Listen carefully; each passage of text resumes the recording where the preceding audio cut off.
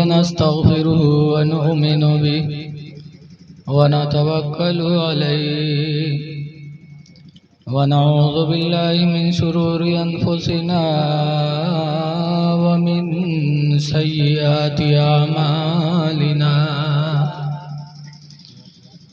من يهد الله فلا مضل له ومن يضلله فلا هادي له ونشهد أن لا إله إلا الله وحده لا شريك له وأشهد أن سيدنا ومولانا محمدا عبده ورسوله صلى الله تعالى عليه وسلم أما بعد فأعوذ بالله من الشيطان الرجيم بسم الله الرحمن الرحيم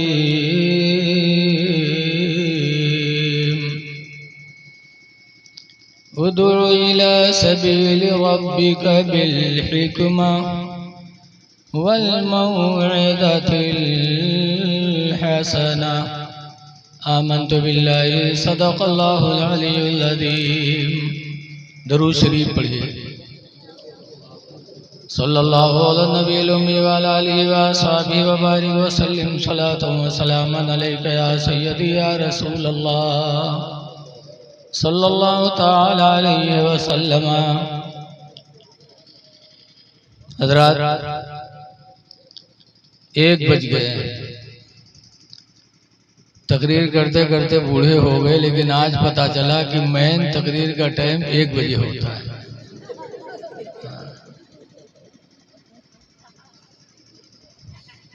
खैर, ये आप लोगों की मोहब्बत है। अज़ीज़म जनाब मोहम्मद शुएब इलाहाबादी से आप बड़ी लगन के साथ नाते नबी सुन रहे थे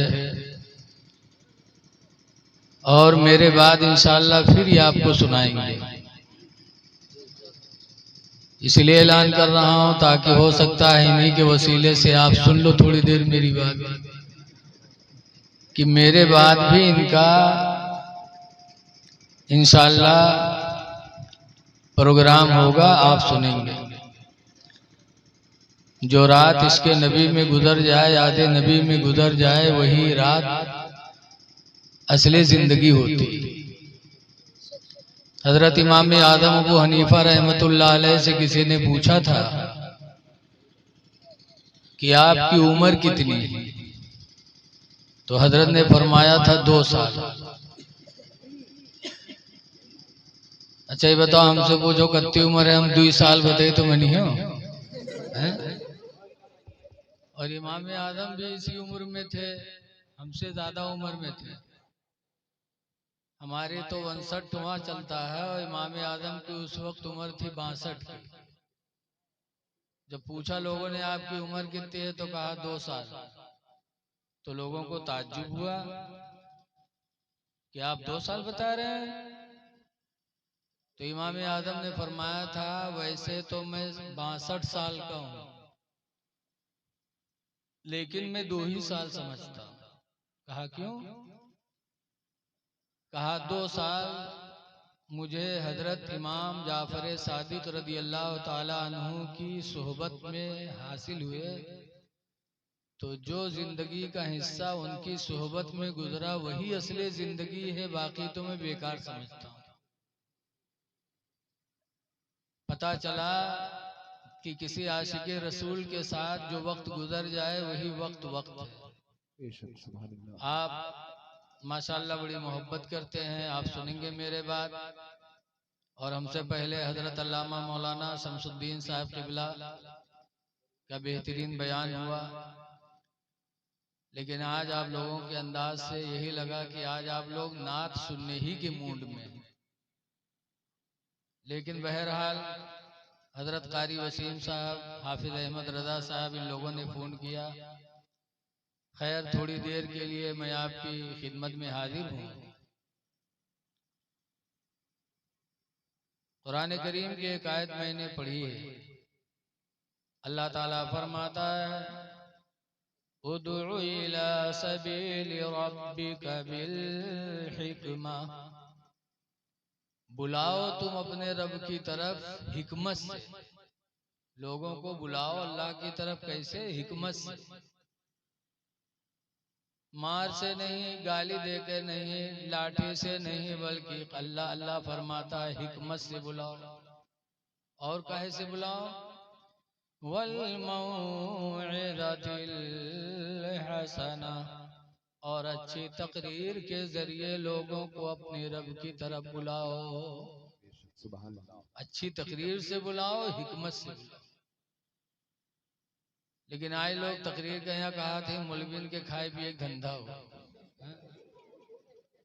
बहुत से कहा कहे हैं वहाँ कहा करे जे यार जत्ता मौलवी बताइए वत्ता तो हम बनते हैं। अगर अबरे रहमत पढ़ लिए तो सबसे बड़े मुफ्ती समझते हैं अपने आप को, सबसे बड़े काबिल। लेकिन आज हम में तुम में कितनी जाहिलियत है, हम दीन को नहीं समझ पाते। ये तकरीर करने गया था तो वो मुझे मोटरसाइकिल से बिठा के मैलानी से शिवपुरी लाया।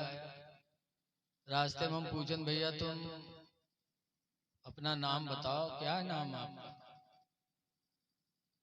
गर्मी बहुत रहा है, पसीना से कपड़ा भीगे रहा है, मोटरसाइकिल पर हवा लगी, सुकून लगा तो हम कहा का बोलकारी, नहीं तो अल्लाह जाने कहूँ घाय न जाए तो पता नहीं कहाँ से कहाँ पहुँचाए दे, तो तकरीर रह गई। तो कहा हम बुलकारे लागे। हम कहें भैया कहाँ रहा था? मौलाना साहब शिवपुरी रहे थे। हम कहा तुम्हारा नाम क्या है? तो कहा झुल्ला। तो हम कहा झुल्ला, असली नाम बताओ। कहें असली नाम यह है हजरत। तो हम खड़बड़ाने, हम कहें है मामला ही के कुछ गड़बड़। तो हम पूछें तुम किसके उम्मती हो? उम्मती किसके हो? जब पूछा उम्मती किसके हो तो कहा थे कि मौलवी जाने, हमें नहीं पता। अब बताओ 35-40 साल के जवान हो गए, उन्हें यही पता नहीं कि हमें अल्लाह ने किसकी उम्मत में पैदा किया। तो हम चुप हो गए। हम कहना अब इसे कुछ पूछना ही बेकार है। वहां जब गए बैठे अफसोस में, एक साहब चाय लेके आए, हमको देखा अफसोस में तो पूछा मौलाना साहब कहा बात चाय पियो? हम कहने यार ये कैसा आदमी यार, मैंने इससे पूछा किसके उम्मती हो तो कहता मौलवी जाने। कहने रे मौलाना वो जाहिल होगी पीछे काहे पड़े? तो हम कहा अच्छा तो तुम बताओ तुम की उम्मती हो? तो कहते रे हजरत चाय पियो, आपसे बाहर थोड़ो हो, चाय पियो। अब बताओ, जलसा जुलूस में नहीं आएंगे, जवान हो जाएंगे, दीन के बारे में उन्हें मालूमात ही नहीं। ऐ लोगों अपने नसीब पे नाज करो कि अल्लाह ताला ने हमको आपको उम्मते मोहम्मदिया में पैदा किया। एक बुजुर्ग थे जो रोजाना 3 सजदा शुक्र का किया करते थे। नमाज तो पढ़ते ही थे, पहला सजदा शुक्र में करते थे। इधर वाला बंद कर दो भैया, मैक वाले ये आवाज बंद कर दो। पहला सजदा शुक्र में करते थे कि या अल्लाह तूने मुझे इंसान बना दिया, चाहता तो बिल्ली बना देता। अल्लाह कुछ भी बना सकता था, लेकिन अल्लाह ने अपनी रहमत से हमें तुम्हें इंसान बना के पैदा किया। सुभान अल्लाह। तो ये पहला सजदा। दूसरा सजदा इस शुक्र में करते थे कि अल्लाह तूने मुझे इंसान बना करके मुसलमान बना दिया। क्या कहने, सुभान अल्लाह। मुसलमान होना ये भी बहुत बड़ी बात है, इंसान होना ये भी बहुत बड़ी बात है। क्योंकि अल्लाह ताला ने इंसान को सबसे अच्छी सूरत में बनाया है। अल्लाह कुरान में फरमाता लक़द खलक़नल इंसाना फी अहसनि तक़वीम।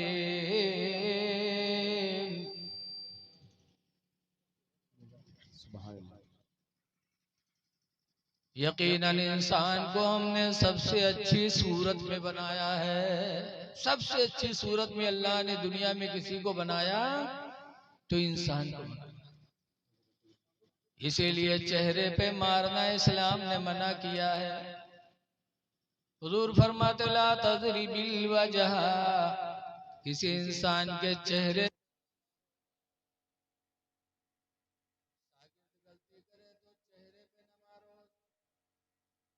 बीवी गलती करे तो चेहरे पे न मारो, क्योंकि अल्लाह ताला ने इसको सबसे हसीन बनाया है। हदीस पाक में खलक अल्लाहु आदम अला सूरतिही, अल्लाह ताला ने आदम की औलाद को अपनी सूरत में बनाया, जबकि अल्लाह सूरत से पाक, तो चेहरे पे न मारो, क्योंकि चेहरे पे मारना ये गोया कि उस चेहरे की तौहीन करना है जिसको खुदा ने कसम खा के बताया कि हमने सबसे अच्छी